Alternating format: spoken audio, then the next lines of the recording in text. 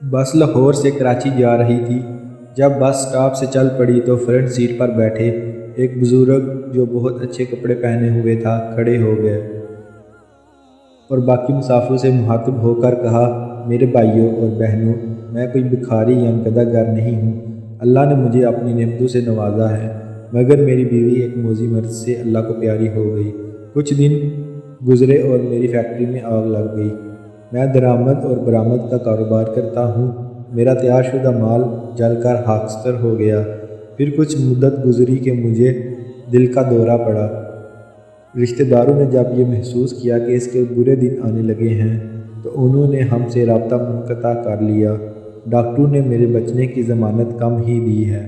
मेरी ये नौजवान बेटी है, इसका वारिस नहीं रहेगा कोई। इसके दामन अस्मत को तार तार न करे, यही गम ज़्यादा खाए जा रहा है। और उस शख्स की हिचकी बन गई। जवान साल लड़की जो पास बैठी थी उठी और बाप को सहारा देकर सीट पर बैठा दिया। बस की पिछली सीट से आदमी खड़ा हो गया और कहने लगा, मेरे दो बेटे हैं, एक डॉक्टर है, उसका निकाह हो चुका है, और दूसरा ये जो इस शख्स के आगे बैठा हुआ है इंजीनियर है। इसके लिए दुल्हन की तलाश है। मैं इस बुज़ुर्ग से दरख्वास्त करता हूँ कि ये अपनी बेटी का निकाह मेरे इस बेटे से कर दे। मैं वादा करता हूँ कि इस बच्ची को कभी बाप की कमी महसूस नहीं होने दूँगा। लड़का खड़ा हो गया और कहा कि मुझे रिश्ता कबूल है।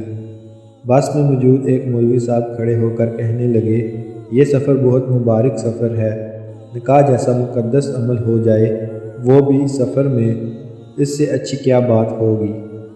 अगर लोगों को इतराज़ ना हो तो मैं निकाह पढ़ा दूँ। सब कहने लगे, माशा अल्लाह, सुबहान अल्लाह, अल्हम्दुलिल्लाह वगैरह वगैरह, और मौलवी साहब ने निकाह पढ़वा दिया। एक और साहब खड़े हो गए और कहने लगे, मैं छुट्टी पे जा रहा था अपने घर वालों के लिए लड्डू लेकर, मगर इस मुबारक अमल को देखकर समझता हूँ कि लड्डू उधर ही तकसीम कर दें। उसने दुल्हन के बाप से मुखातब होते हुए कहा। दुल्हन के बाप ने ड्राइवर से कहा, ड्राइवर मियाँ 5 मिनट किसी जगह बस रोक देना ताकि सब मिलकर मुंह मीठा कर लें। ड्राइवर ने कहा, ठीक है बाबा जी।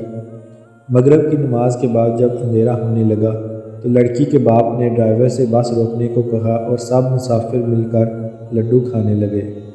लड्डू खाते ही सब मुसाफिर सो गए।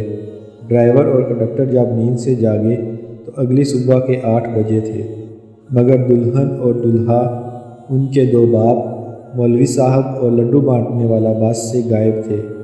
इतना ही नहीं बल्कि किसी मुसाफिर की ना घड़ी, ना चेन, ना पैसे, बल्कि कुछ भी ना था। उनको ये 6 मेंबर्स का ग्रुप मुकम्मल तौर पर लूट चुका था।